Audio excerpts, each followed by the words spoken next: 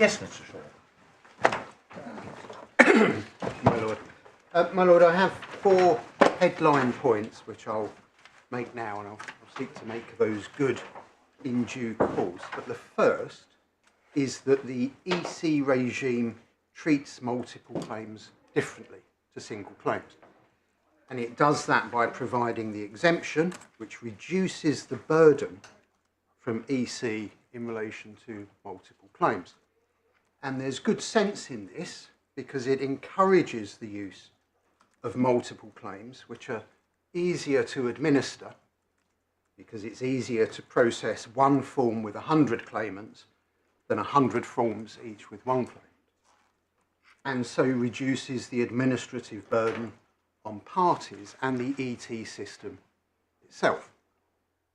Secondly, I say that reduced burden in relation to multiple claims is reflected in the language of Rules 10 and 12, and I'll come to that in due course. Thirdly, I say it's not appropriate to... Let's slow down a bit, Mr. Shaw.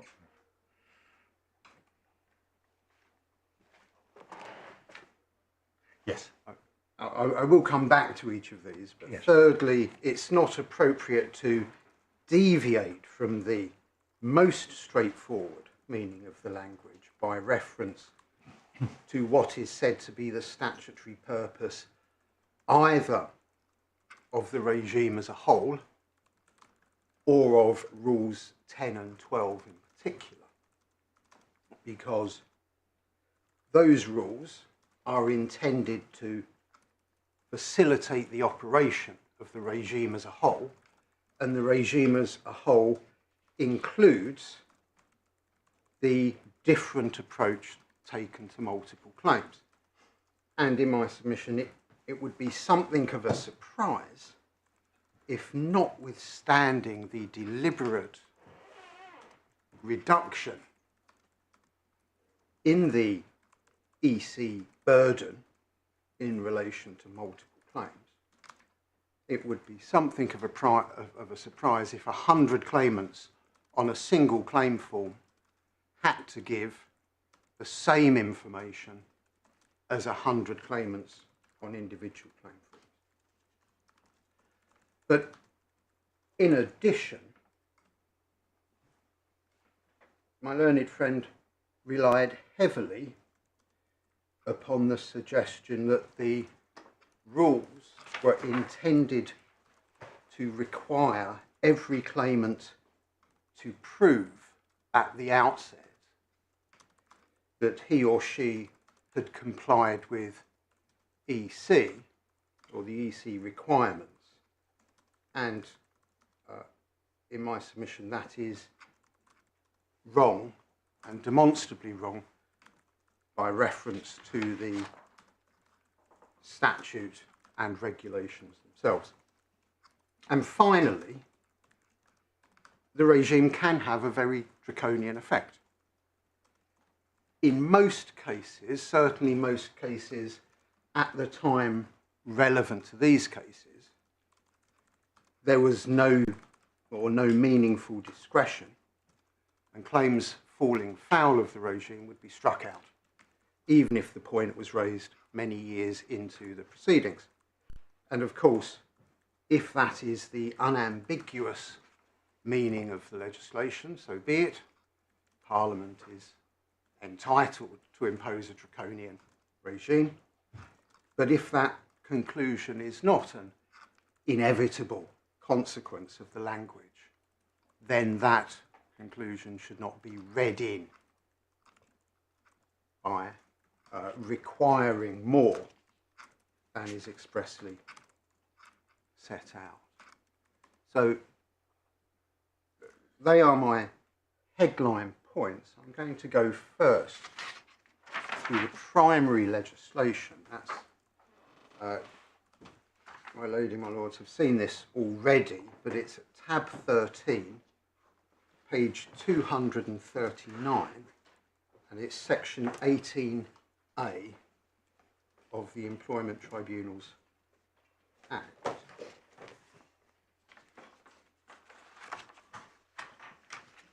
And Section 18A, subsection 1 contains the primary obligation. I just want to emphasise a couple of words that haven't perhaps had much attention so far. And they're these. It says, before a person, prospective claimant, presents an application to institute relevant proceedings, and then it says relating to any matter. And I say they're important words.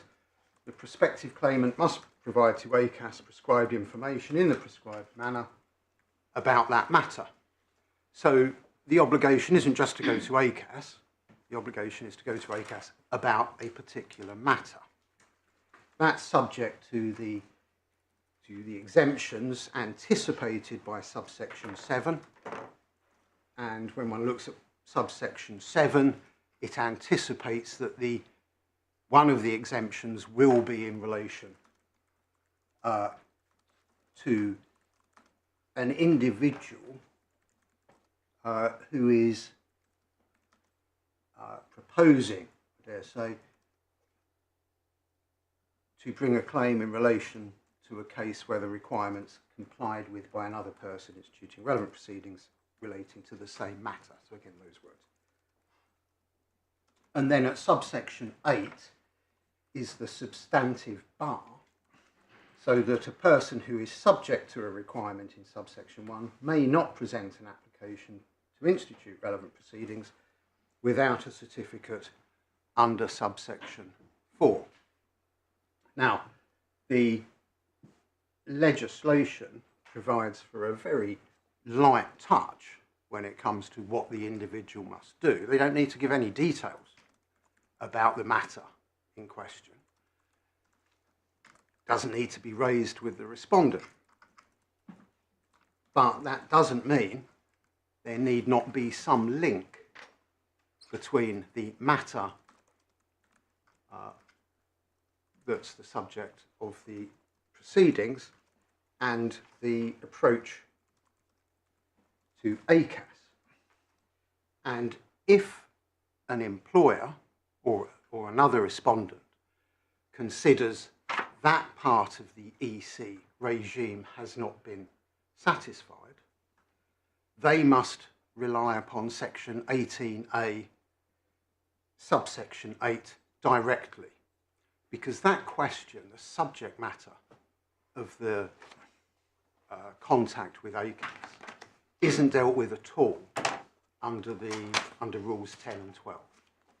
This has to be a freestanding application, freestanding defence, and it was what happened in a case called Compass, which you have at tab 6 of the bundle. It's Compass Group UK and Ireland Limited against Morgan, a decision of the Employment Appeals Tribunal presided over by Mrs. Justice Simler, as she was as president. And I'll deal with it quite shortly. Paragraphs 7, 8 and 9, the EAT looked back at some of the existing case law as to what matter meant, where it had been held that it was a broad term, and at the bottom of paragraph 9 it refers to a judgment called Drake International Systems against Blue Arrow, a decision of Mr. Justice Langstaff as president. And the last sentence, halfway down, says both he and Judge Edie QC, as she was, expressed the view that it was part of Parliament's intention in enacting the early conciliation scheme and in adopting the broad terminology referred to, that the rules of procedure would operate in a flexible and pragmatic way, avoiding the sort of disputes and satellite litigation that was spawned by the dispute resolution procedures enacted under the Employment Act 2002. Having looked at the facts, which I'll summarise as follows. In this case, the claimant had an acute anxiety disorder. Her employer moved her and she said, and required her to work in a less senior capacity. As a result of that, she raised a grievance and contacted ACAS and received a certificate. 2 months later, 2 months after she got the certificate, she resigned and claimed constructive unfair dismissal. The employer said, well, that doesn't relate to the certificate you obtained 2 months earlier, doesn't relate to the unfair dismissal because that happened later. The Employment Tribunal disagreed because it did relate to the same sequence of events, and the Appeal Tribunal agreed.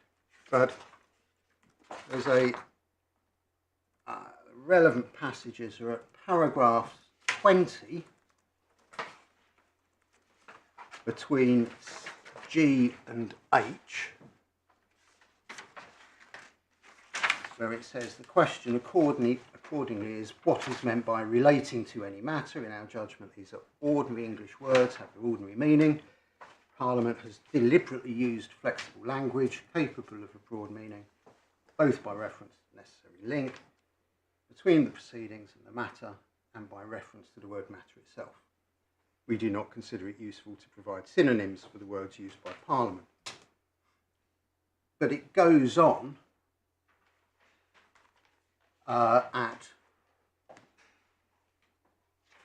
paragraph 23, which is at the top of page 79 of the bundle, in this way. It says that does not mean that a certificate affords a prospective claimant a free pass to bring proceedings about any unrelated matter. It does not. In our judgment, it will be a question of fact and degree in every case where there is a challenge, and we hope and anticipate that there will be very few such challenges, to be determined by the good common sense of tribunals whether proceedings instituted by an individual are proceedings relating to any matter in respect of which the individual has provided the requisite information to ACAS. So what this means is, in most cases, it will be straightforward. Very few details have to be given. There will be a link. But in some cases, it may be that there's been a long-standing dispute about the calculation of holiday pay.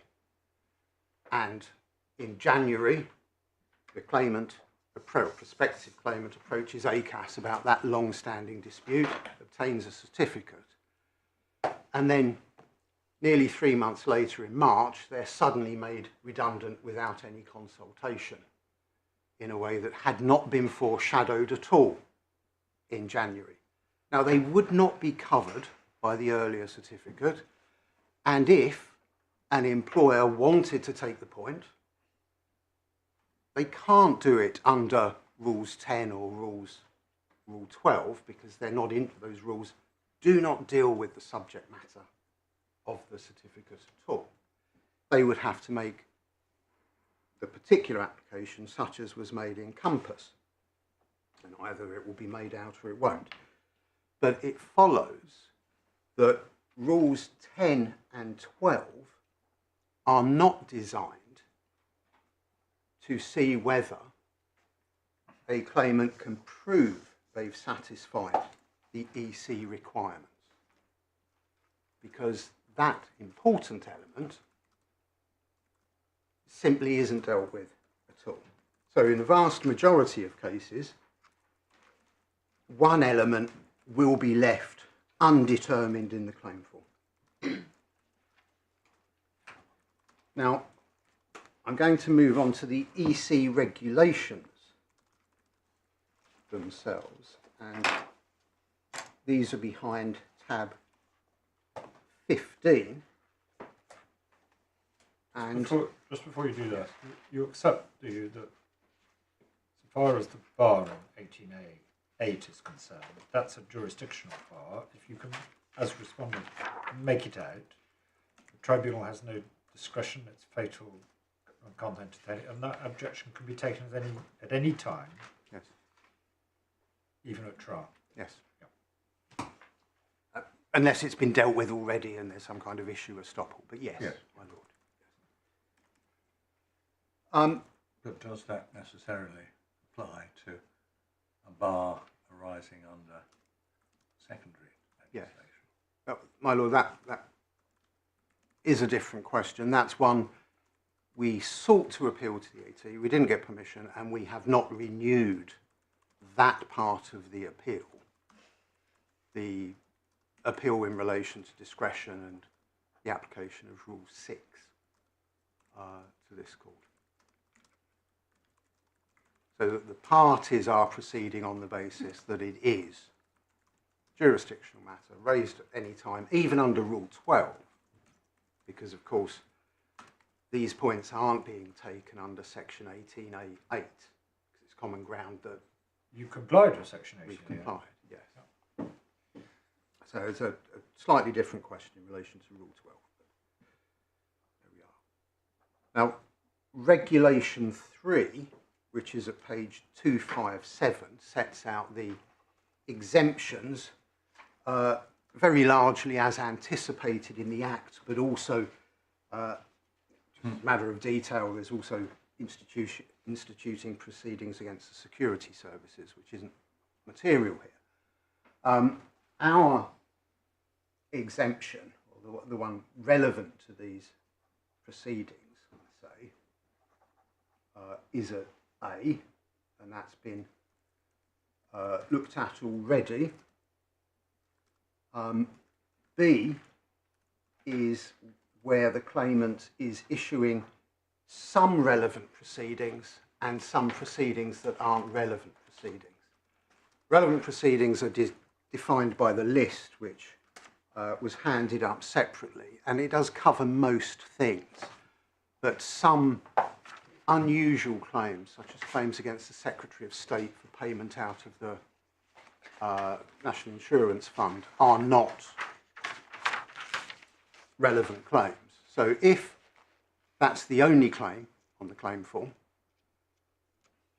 there are no relevant proceedings, so Section 18A1 doesn't bite.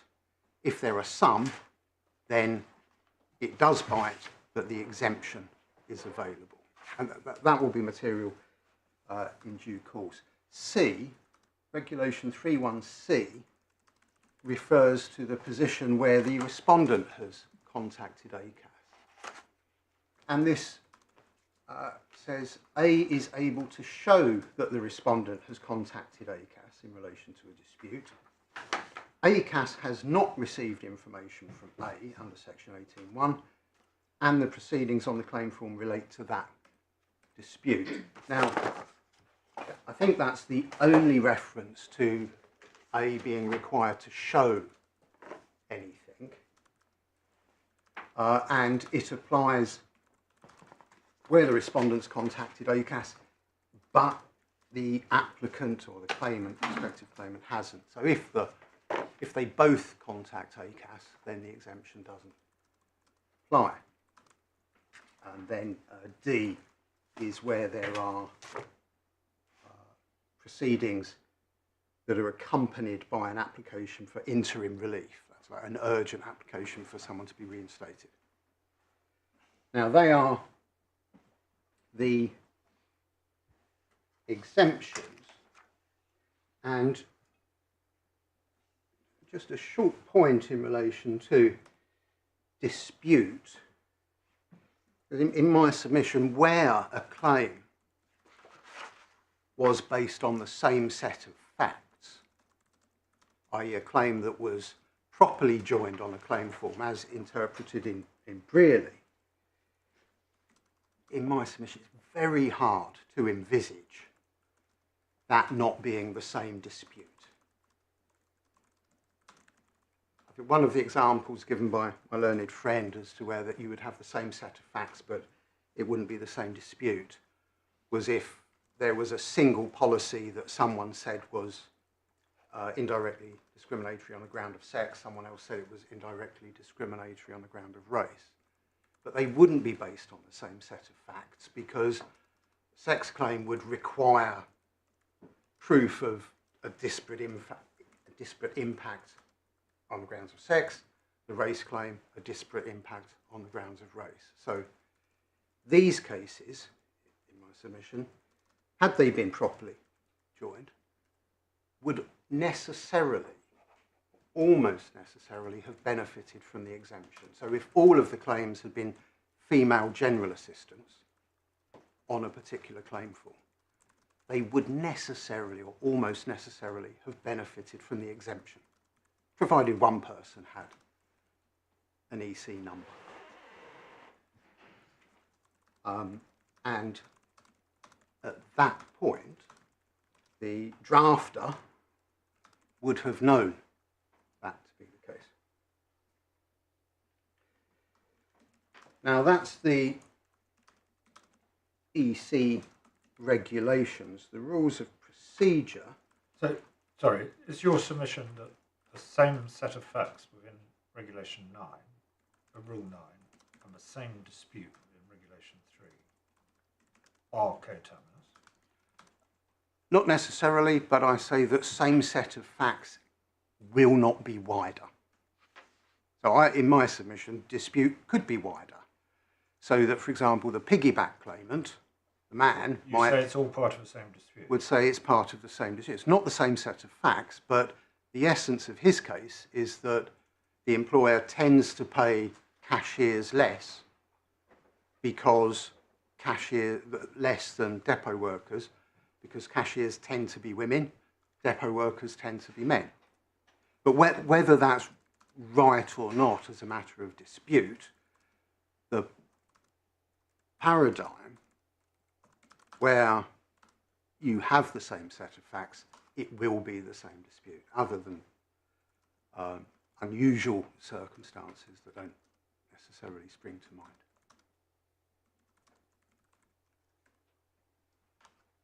And that, in my submission, helps explain why the rules have taken the form that they did. Certainly there will be many people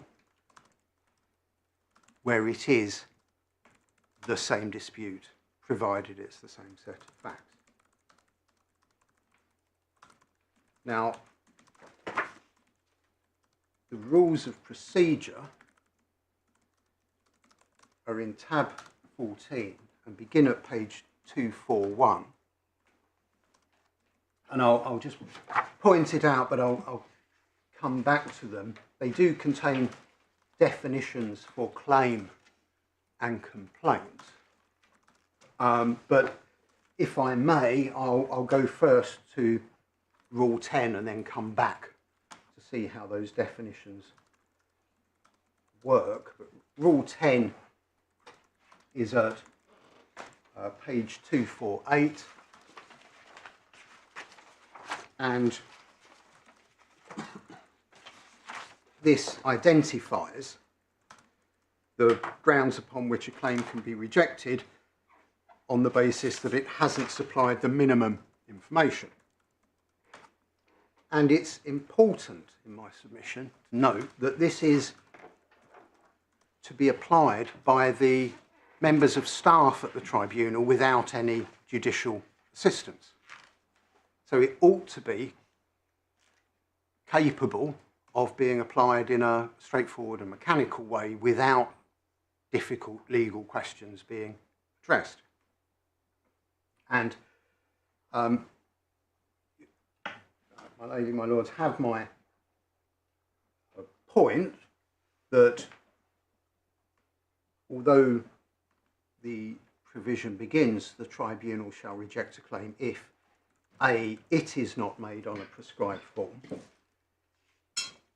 When it goes on at B and says it does not contain all of the following information, the it there refers back to the prescribed form.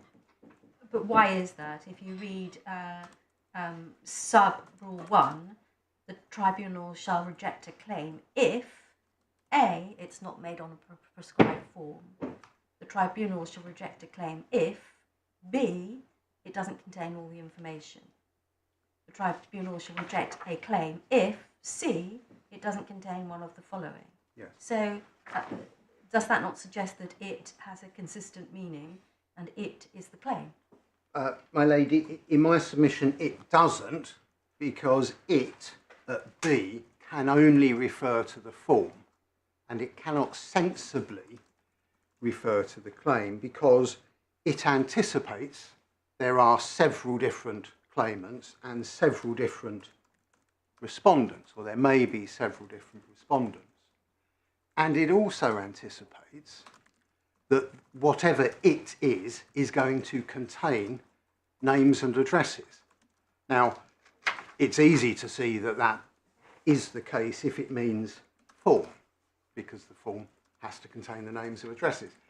But the claim doesn't contain, if it means something different to the form, won't contain names and addresses unless it's construed in a way that encompasses simply the whole of the proceedings or the claim form itself.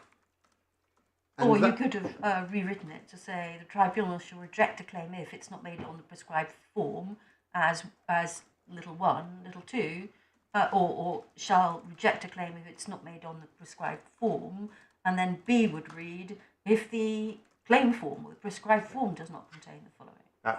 My lady, that's right. But it makes no sense to talk about a claim containing various claimants' addresses if it's being used as a synonym for a cause of action or something of that nature. A cause of action doesn't involve names and addresses. That's when it's helpful perhaps to go back to the definition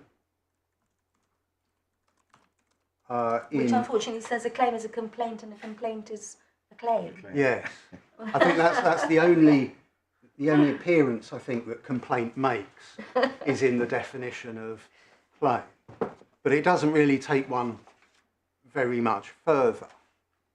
But that, I say, is helpful in working out how this was intended to operate, because as I've said, this is intended to operate or be operated by members of staff in a very straightforward manner. So even if it were possible to imagine circumstances where the same claim can be brought by 2 people,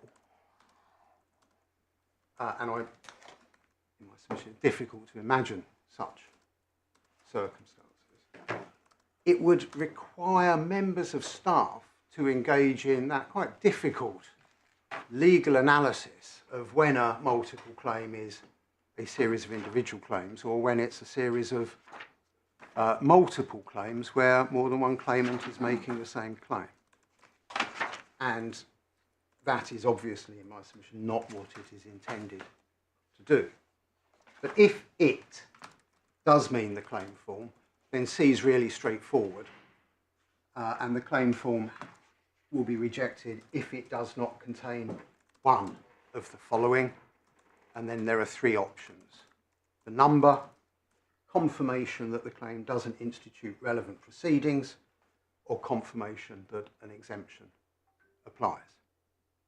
And members of staff need to be able to simply look at a claim form and ask themselves, does it have one of these? If it does, Rule 10(1)(c) is not engaged. And that reading is supported, as my Lord Lord Justice Nugee said before lunch, in my submission, by sub-rule 2, which refers to the form. It says the form shall be returned to the claimant with a notice of rejection explaining why it, and the it there must be the form rather than the claim, why it has been rejected. So this is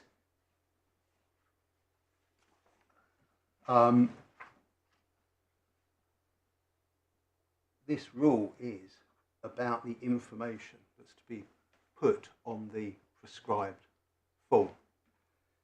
In fact, on that question, someone who was watching the live feed emailed in to say that there is a presidential practice direction from 2020 which identifies the prescribed form, certainly prescribed forms at that date, It doesn't actually prescribe them because it was from the President of Tribunals rather than the Secretary of State, but it does provide an authoritative source as to what the prescribed forms are, even if it doesn't answer the question of how and by what instrument they were prescribed in the first place. Now, it's worth, in my submission, revisiting Rule 10.1 with the claim form itself to hand. And the Which claim form shall we look at? there is one at 231. My note said, and the claim form, which is a prescribed form. I'm not sure that's a helpful point in all of the circumstances. But at 231 of the bundle,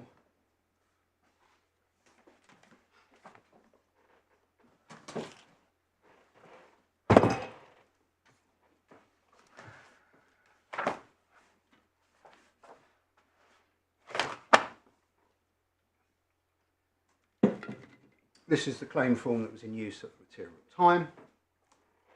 And it says at the top, you in bold, under the words claim form, you must complete all questions marked with an asterisk. And then it can be seen that that is the first name, surname, not the date of birth, the address, not the contact details, and then at 2.1 and 2.2, the respondent's details, i.e. the name and address of the respondent. These are this is the minimum information identified in Rule 10. And then at 2.3, on the next page, also asterisked, is the question in relation to the ACAS early conciliation certificate numbers. The only other passage or part of the form that's asterisked, which is what I refer to when I say mandatory, is paragraph 8.1 and 8.2. These are on pages 236 and 237. And that simply identifies the claim. And that's not in Rule 10.1, but it is, in my submission, it flows from Rule 12, because Rule 12 has as one of its grounds for striking out or rejecting a claim form that it's not possible to respond to it. So you have to explain what the claim is in some way. And that is mandatory. But nothing else here is, in particular, Rule 15. I'm sorry, paragraph 15 is not mandatory. So coming back to 2.3, the initial question is, do you have an ACAS early conciliation number? And that's presented as a binary choice, either yes or no. And if yes, you have to set that out in the next box. If no, there are 4 tick box options. And so someone like Ms. Delaney, who is entitled, who has a number, but also is entitled to the benefit of an exemption, because someone else on this form also had that number, isn't actually able, consistently with the form, to say, well, I have a number, but I've also the benefit of an exemption, so I don't need it. Well, at least you can't say that here. And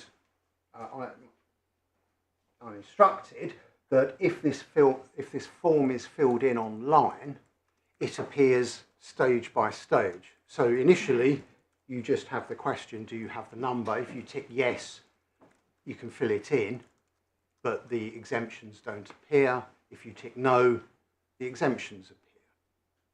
And looking at the exemptions, another person I'm making a claim with has a number. That's straightforward. That could be ticked. So if for example, one of the other claimants who was not on Mr. Lane's form had been the first claimant to fill this in, she could have ticked that box.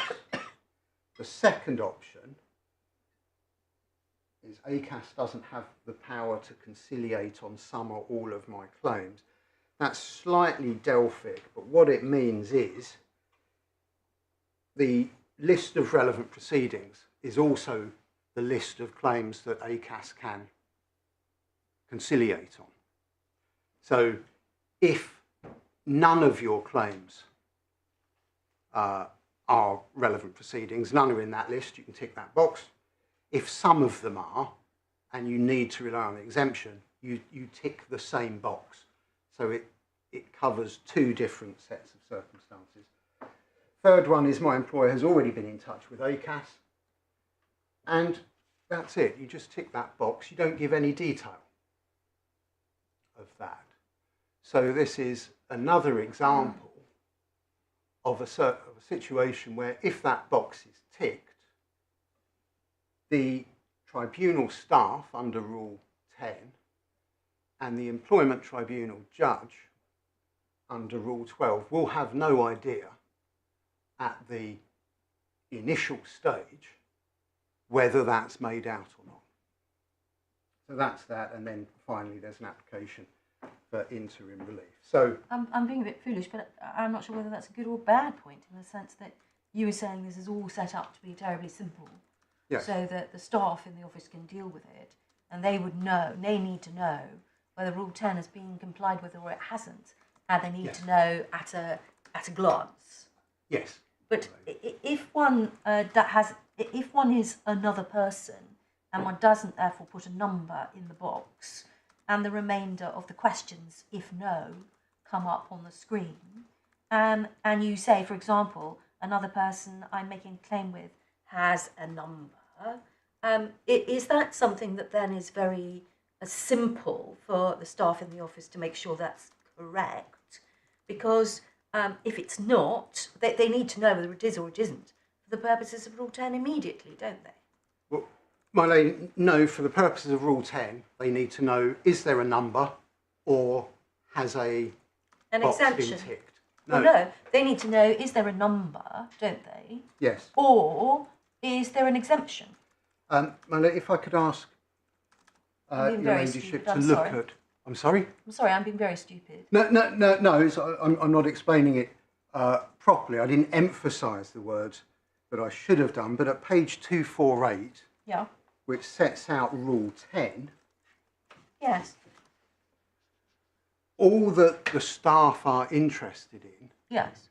is whether the form contains the number, or at B, confirmation that the claim does not institute relevant proceedings.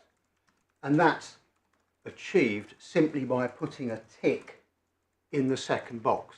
They're not interested in whether that's Okay. true or not. Okay. So if you tick the second box, then the people in the office are satisfied that there's confirmation that irrelevant proceedings are not instituted for the purposes of 10(1)(c)(2). Yeah.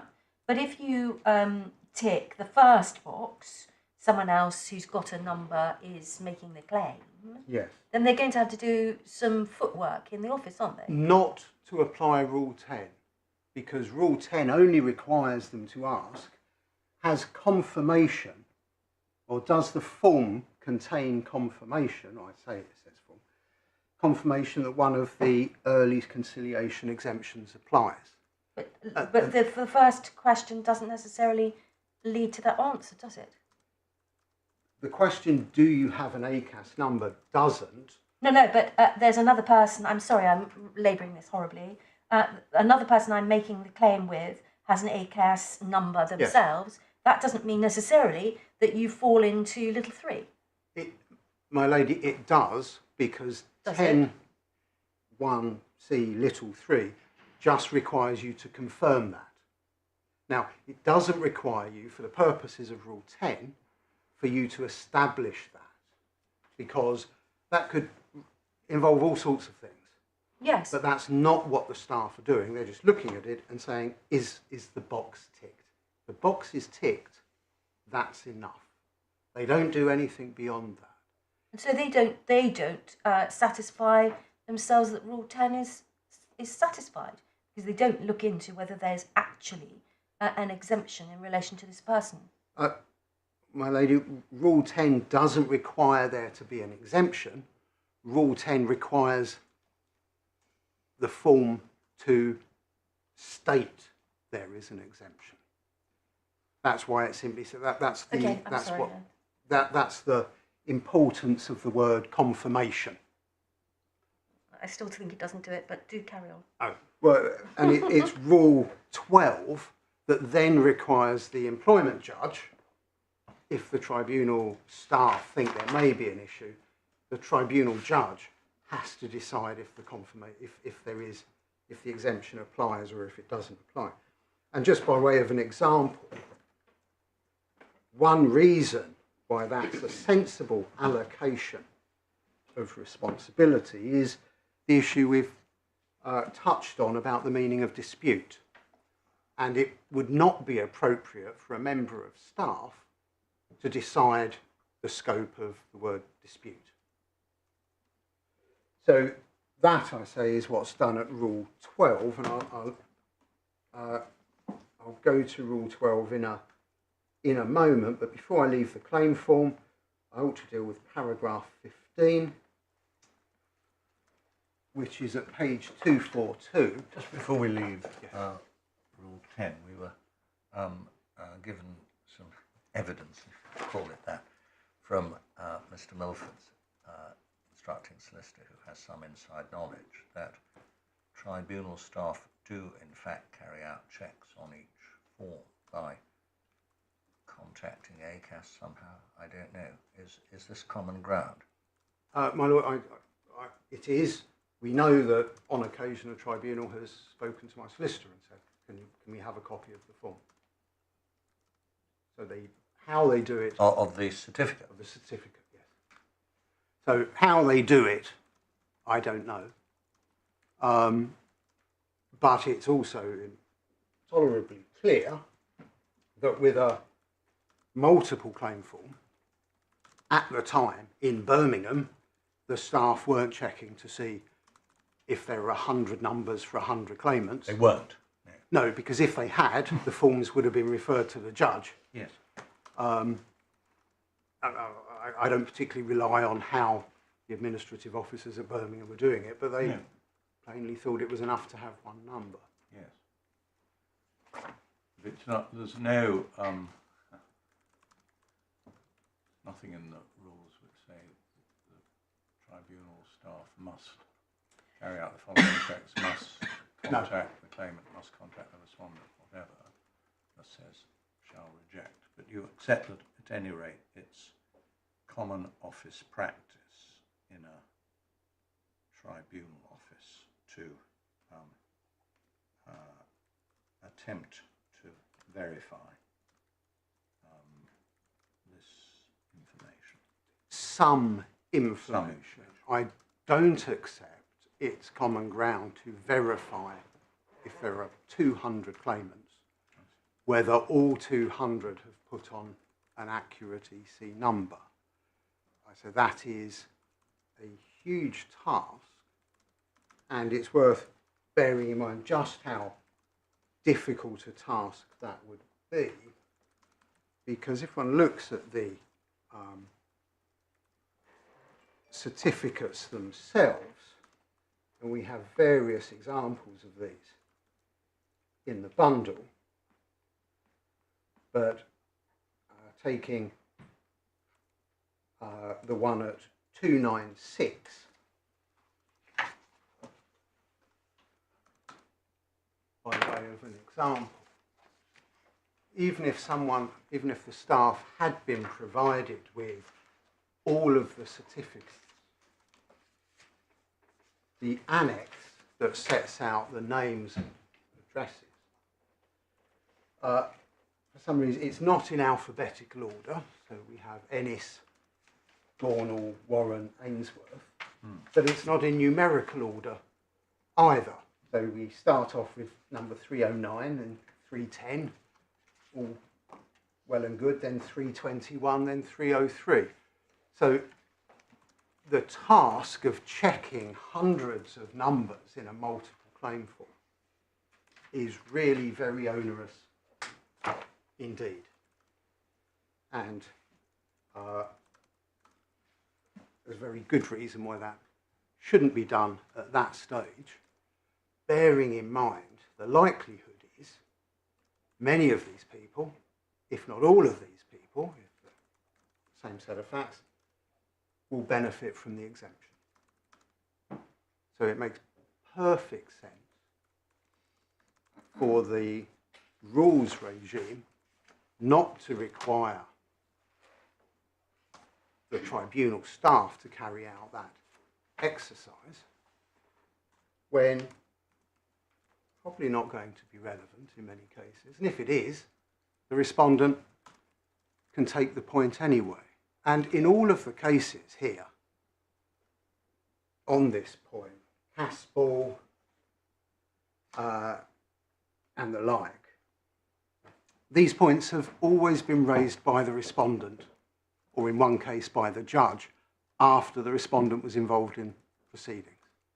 So there's nothing unusual about the respondent having to say, wait a minute, you haven't complied with Rule 12.1b or 12.1c rather. So that, there's no kind of policy imperative in saving the respondent the trouble of going through the numbers itself. Now, Rule 12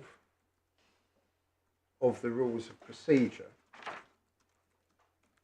is also behind tab 14. It's at page 251. And this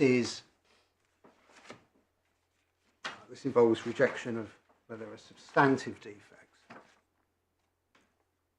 And it does involve some judicial input.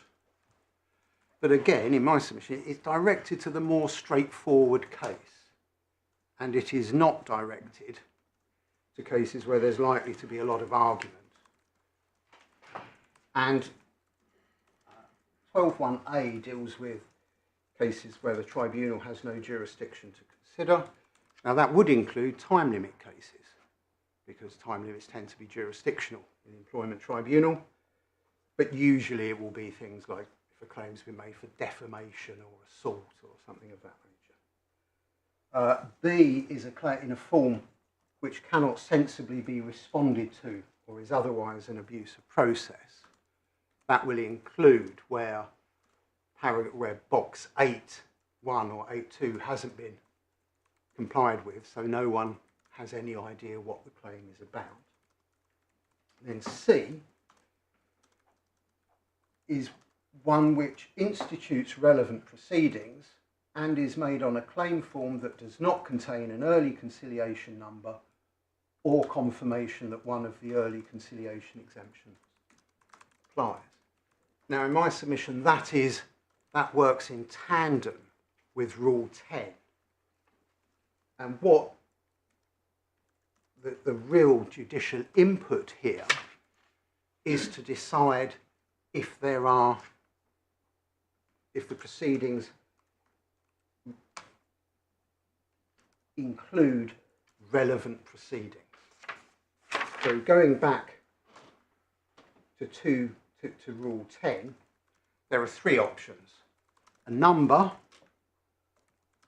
confirmation that the claim doesn't institute any relevant proceedings, or confirmation that one of the early conciliation exemption applies. As I've submitted, that's simply whether those boxes are ticked.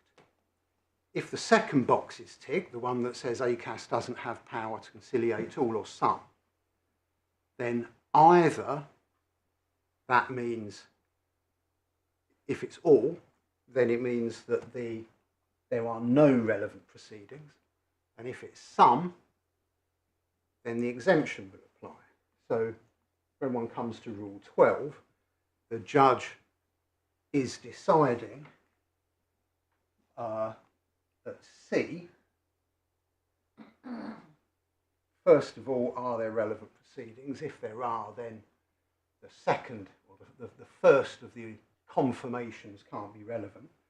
So he or she has to decide if the claim form contains either an early conciliation number or confirmation that one of the early conciliation exemptions applies. And so that's why I say it's for the staff to decide if the box has been ticked, has an exemption been claimed, and if it has, then it's for the judge to go on and look at that. So at C, the judge will decide if it was correct to say these aren't relevant proceedings. But if there are relevant proceedings, again, the only choice, the only decision for the judge is, does the claim form contain confirmation that one of the early conciliation exemptions applies, or does it have an early conciliation number? And C cannot be reworded simply by reference to the Interpretation Act in plurals to deal with a situation where you have numerous claimants, but there is an early conciliation number or there is an exemption claimed.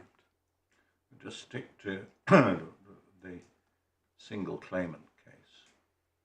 Do you say the EAT authorities which say that the reference to an early conciliation number has to be the right one? Were they wrongly decided? But they tended, Caspel, for example, wasn't decided after argument. It wasn't suggested. No, I understand that, but there are earlier. The early ones. I can't remember whether it's Sterling or Cranwell and something. Yes, there can be a narrow distinction. If someone gave a fictitious number, so wrote in 22, yes, then that isn't an EC number, and that would be dealt with under C. If you use the wrong number, so it is an EC number, just not yours, in a single claim form, then that's dealt with under E. They have to deal with different things, partly because one would expect them to deal with different things, but also because the discretion in relation to the paragraphs is all very different. So it is very important to identify exactly which one is said to be infringed. Well, not all right, not a fictitious one, but suppose it's one with a couple of digits missing, so a mistake was made. That is, at this stage, that would not be an early conciliation number. Now, in fact, it's since been the scheme's been amended to cater for that situation. Yes. But at this stage, it wouldn't be a conciliation number. It would be part of a conciliation number. But it is applied simply by asking, does the claim form have either a conciliation number or does it have an exemption claimed? And the use of the plurals doesn't change that, because we still just need to know if there is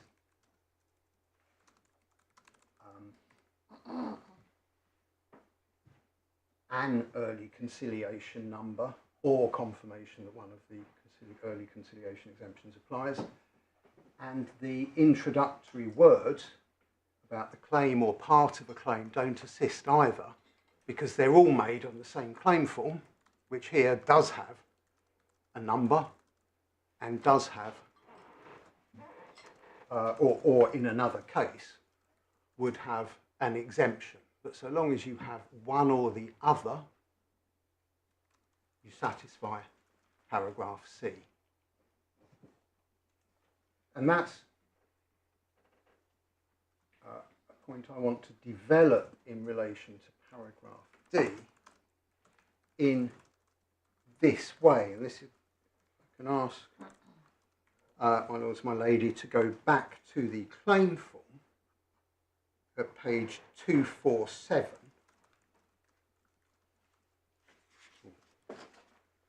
Sorry, that's not quite the right reference. At 232, in fact. Yes. 232. This is Ms. Delaney's claim form, but it may have been that rather than Ms. Delaney filling this form out, it could have been filled out by Aileen Hughes, whose name appears at page 247, on the 7th of July, which was before Ms. Hughes had been through EC, but after Ms. Delaney had been through EC. And in that case, Ms. Hughes, who was also a general assistant, a female general assistant, so same set of facts as Ms. Delaney, same dispute as Ms. Delaney, she could have ticked no on the 7th of July, 8th of July, to the first question. And then when it said, if no, why don't you have the number, she could have ticked another person I'm making the claim with has an early conciliation certificate number. Now, two things. One, the tribunal wouldn't know from that information alone whether that was true. And her claim doesn't become invalid just because Ms. Delaney doesn't provide a number later on. She's done all that she's required to do. She's claimed the exemption. So again, it goes back to my point that the purpose and the structure of the legislation doesn't require claimants to prove they're entitled or prove they've satisfied EC at the outset. But if Ms. Hughes had done that, at the Rule 10 stage, the staff would say, well, has she claimed one of the exemptions? So she tick the box. Even if they weren't sure she was entitled to it because, for example, she hadn't identified who it was that has the number, that would then be considered by the judge under 12.1d.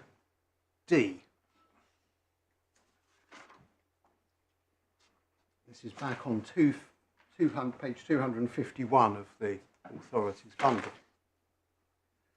And at D, the judge will have to decide first, does the claim institute relevant proceedings? And if it does, is it made on a claim form that contains confirmation that one of the early conciliation exemptions applies?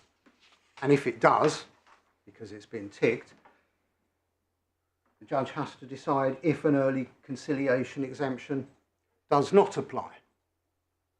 Now, she won't be able to decide that just on the basis of the form, and he or she won't be able, or won't in those circumstances, call for further information from the claimant. And the judge won't, on an ex parte basis, exercise that power, although if the respondent subsequently says the exemption didn't apply, the point can be reconsidered later. But what's important is, again, this only anticipates there being a need for one confirmation on a multiple claim form, because even if the claim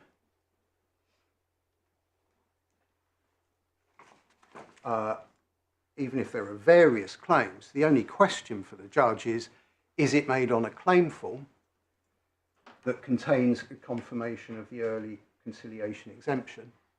And if so, does an early conciliation exemption apply? And you need to do a lot more than to read that in the plural to find an obligation separately for each claimant to claim either early conciliation or a number. So, as a matter of language, I say C and D, along with Rule 10, appear to indicate that that's what you need. One EC number, one exemption on a multiple claim form, and then you satisfy the preliminary requirements. If the respondent wants to take a point in relation to anyone, it can, but there is no need for the tribunal to have to go through all of the individual claimants to see whether individually they've complied or put a number on, because the likelihood is that the exemption will apply to all or some of them. E deals with the position where there is a difference between the name of the claimant on the claim form and the name of the prospective claimant on the early conciliation certificate, and I accept as a matter of language that can be read in either way. But in context, it would be quite out of step with Rule 10 and with Rule 12.1 C and D for that to require there to be a different number in relation to every individual claimant. It's a very curious place to insert that obligation with these draconian consequences when it isn't clearly set out in the requirements for minimum information in Rule 10. And is part of it of any relevance when one comes to E? Part of claim. it, which is included, the claim or part of it in 12.1. Yes, it's certainly relevant where, for example, part of the claim is for relevant proceedings and part of it isn't. So an exemption should have been claimed but hasn't been, for example. So you could save the non-relevant proceedings. But it isn't. F can be contrasted, or sorry, E can be contrasted with C and D because it doesn't refer necessarily to just the information on the claim form. And I accept it could be read to require every claimant's name has to be the same as a claimant's name on the certificate.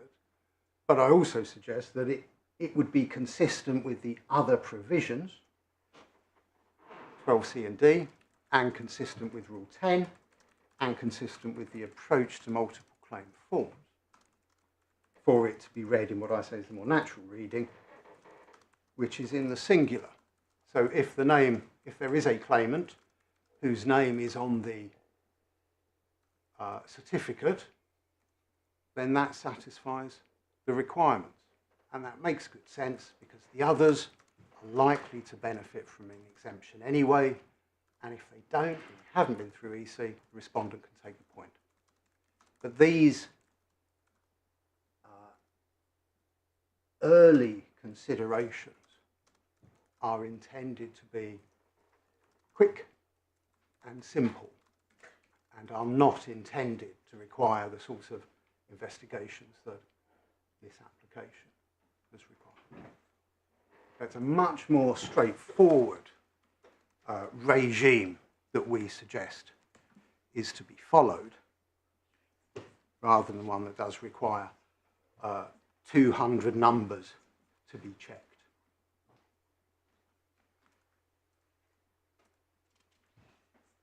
Now, that's why we say that the Rule 12.1c and Rule C, D, E and F all work perfectly well as written, and with the effect that if there's a multiple claim form, you only need to have one EC number or one assertion that the exemption applies. And we do say, in most cases, other individual numbers would be OTOs. If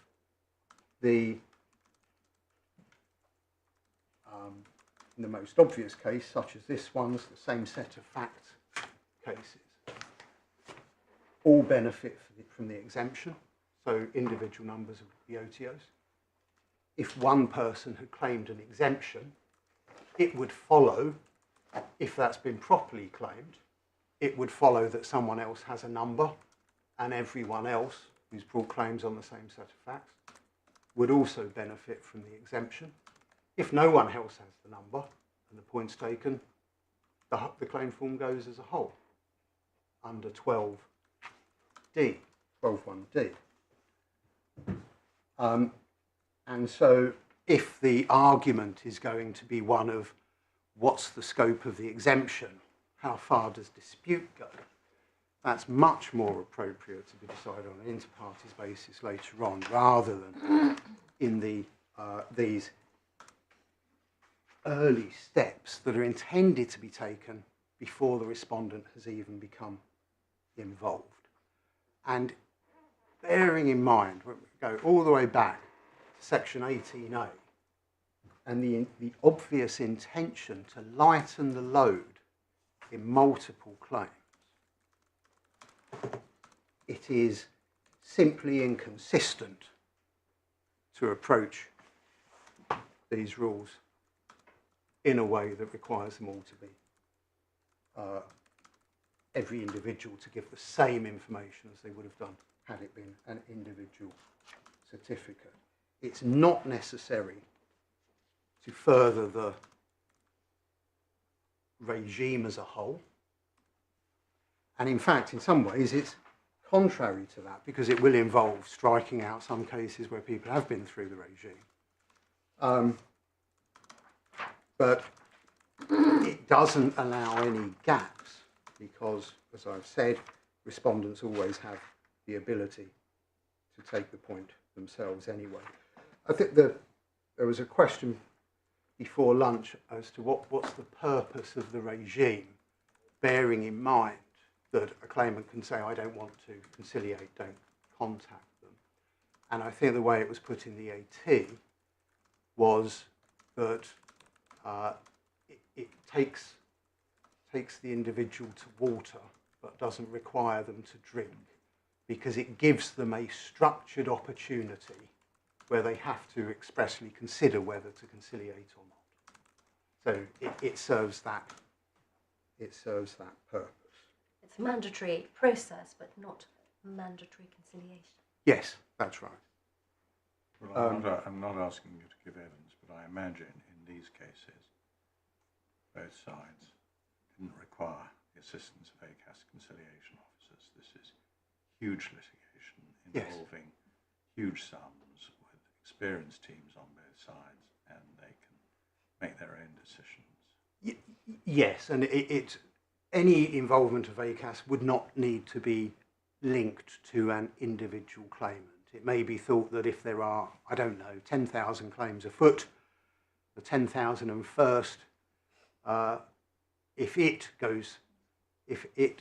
that claimant asks ACAS to contact the respondent, it may not produce a different outcome to the earlier 10,000. So it's an opportunity that will be available outside of this particular system, which is based on taking the individuals to water, but not requiring them to drink.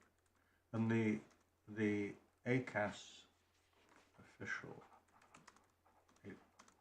issues a certificate if he or she is satisfied the case is not going to settle at this stage, or words to that effect. And I suppose I don't know what the position is, but in a more typical single case where a claimant issues a claim and says, I don't want you to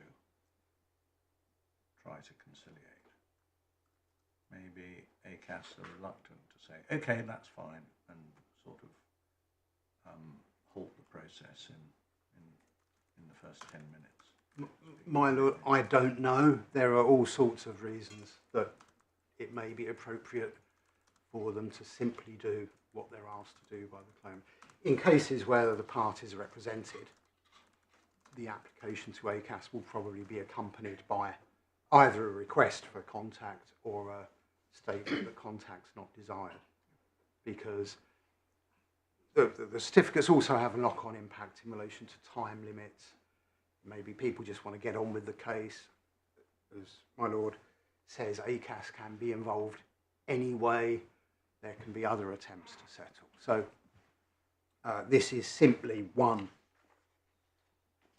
aspect of it. Can you just help with this, Mr. Short?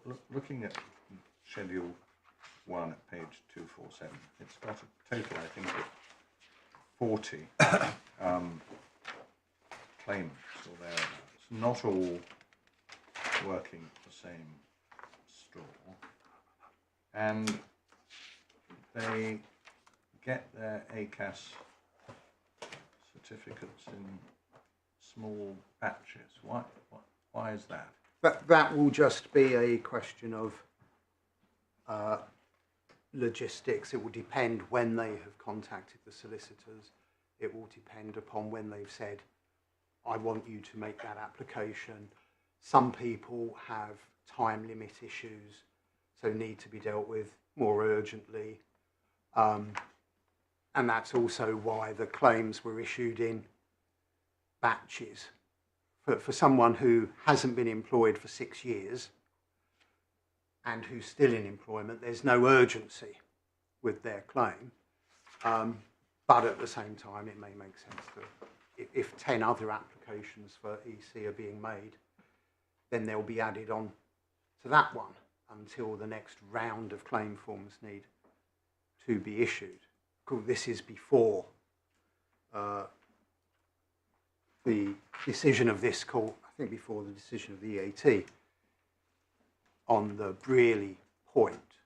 So it was thought possible, wrongly, but thought possible to have all sorts of people on the same claim form. That's no longer the case. As a result of that, most of these claims were reissued, and I think I'm told that 16 of them would be out of time if struck out, so couldn't reissue when individual claims were reissued after the Unison case removed the fees regime.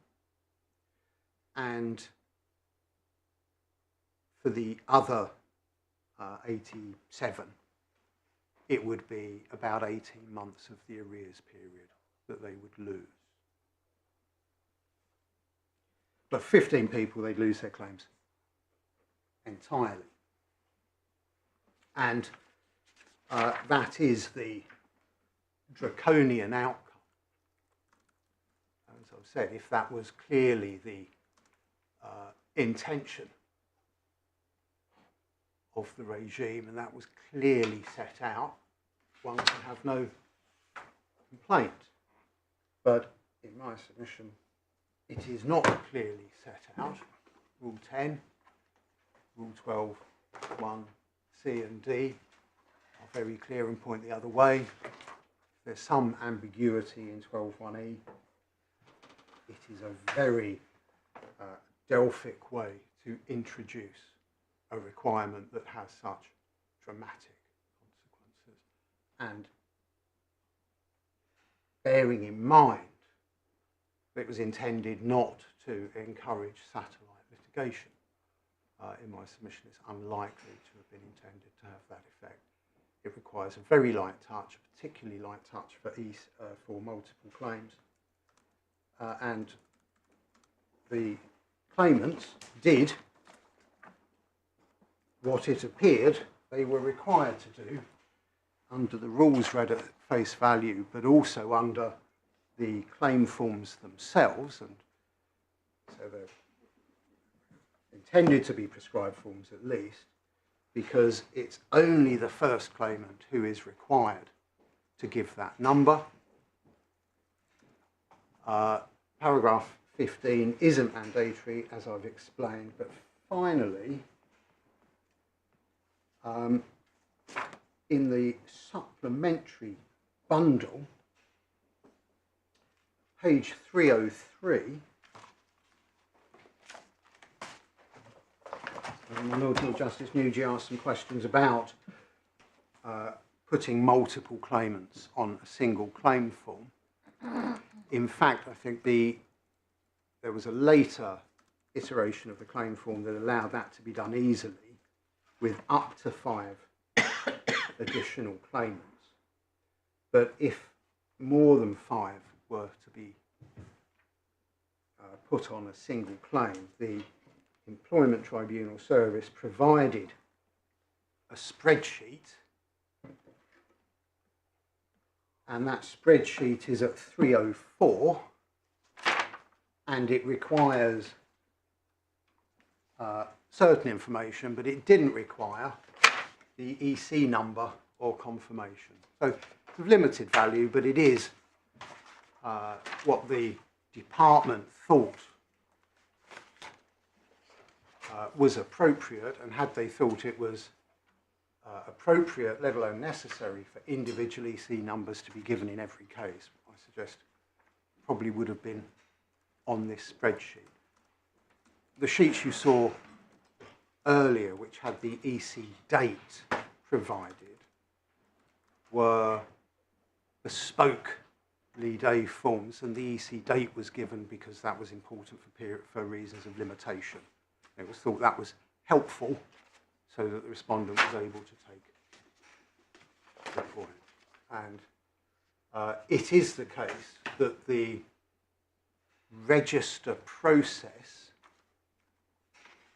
did not, in the event, take place as had been expected, because it was stayed as a result of other issues that arose in the litigation. So the spreadsheet was a document that was intended to pass back and forth between the parties, identifying disputes, identifying claimants and their job type. And I understand that does now have EC numbers on it. So belatedly, but the claimants did do what they said they were going to do in paragraph 15. Now, my Lord, if I can have a moment. My Lord, my Lady, unless I can assist further. Yeah, I think you said the question of whether Rule 6 provides an escape route, if Mr. Milford is right, was raised in the ET. The employment judge held not. Judge Beard didn't allow that ground to be pursued in the EAT, so it's not available in this court. Yes, it has to be decided in some other case. Yeah, well, there are 2 EAT decisions. Yes.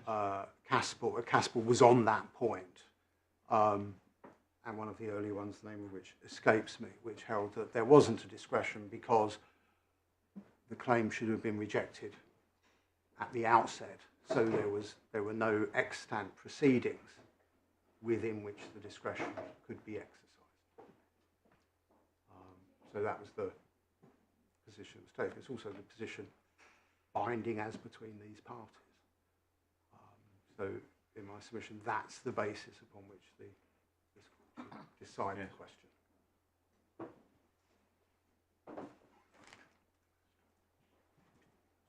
Thank you very much. Sure.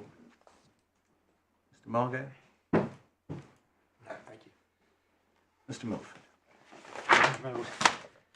Well, can I start with Rule 12.1e? Yes. Page 251.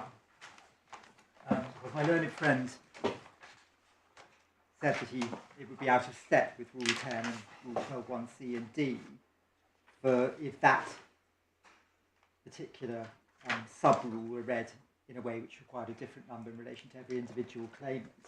And that's page 251. And in my submission, not at all. In fact, it's the only natural way of reading the rule. If one starts with Rule 12.1, these are claims made in a multiple claim form, and one therefore needs to read 12.1 as if it was referring to claims or part of them. And when one then gets down to Rule 12.1e, it plainly, in my submission, does require that if you have names, plural, of the claimants on the claim form that are not the same as names of prospective claimants on early conciliation certificates, that rule must be engaged. It must add something.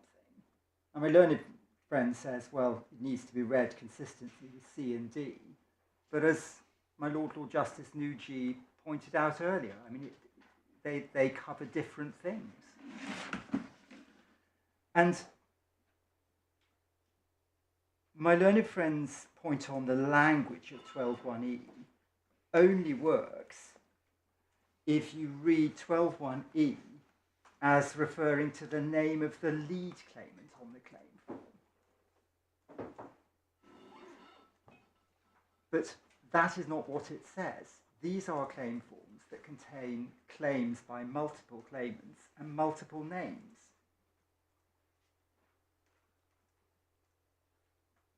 And if it was right that only one name was needed and one number, then why on earth, one might say, would one have box 15 on the claim form at page 242 saying, if you're part of a group claim, give the ACAS conciliation numbers for other people in your group? It would make absolutely no sense.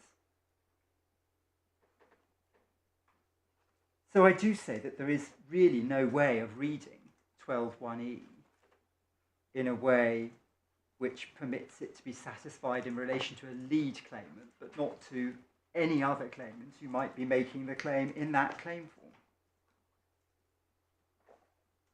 So that's 12.1e. Just now picking up various points that my learned friend made in the order that he made them.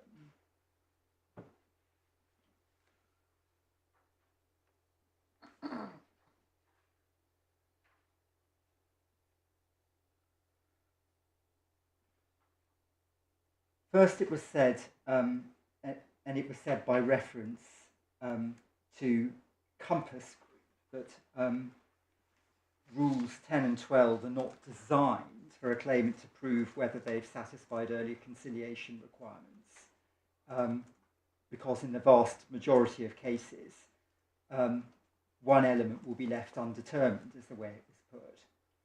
Those rules in my submission are designed for a claimant to prove whether or not they have a certificate if they are not relying on an exemption. There will be other aspects that can only be determined at a later stage by an employment judge, such as whether something relates to the same matter. But the basic point of whether a claimant has a certificate is precisely what Rules 10 and 12 is aimed at. My learned friend then addressed you on the question of the meshing of the language of same set of facts in Rule 9 and same dispute in Regulation 3.1a.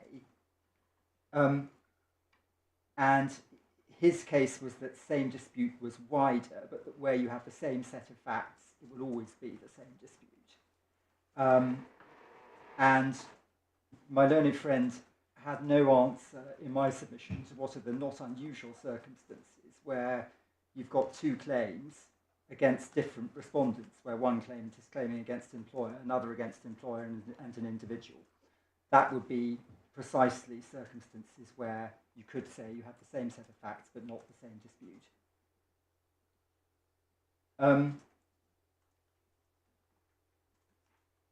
You were then addressed on the wording of Rule 10.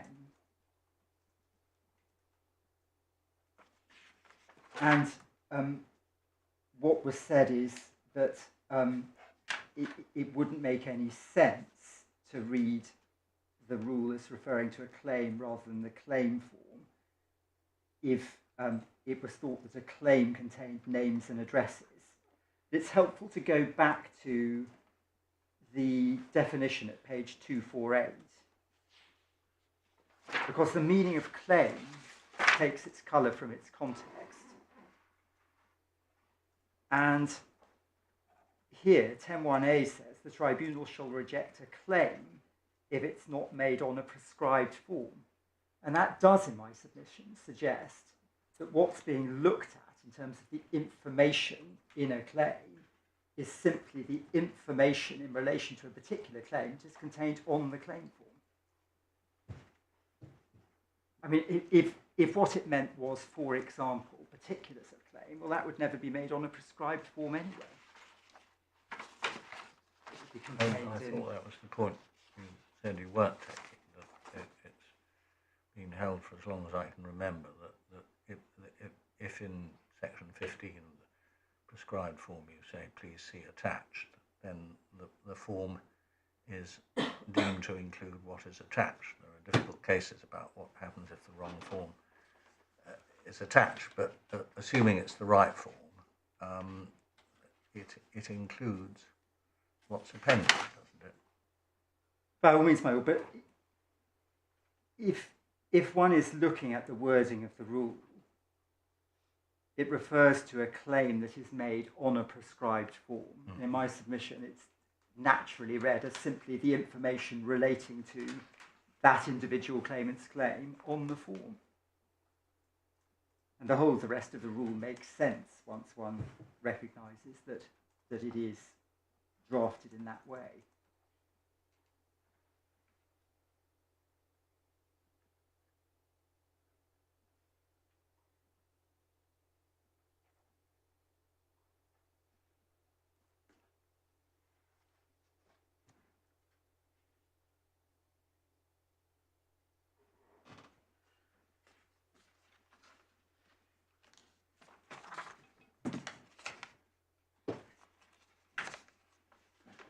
Thank you. Those are it. Thank you all very much. You've given us a lot to think about. We'll reserve judgment. Let you have our decision as soon as we can.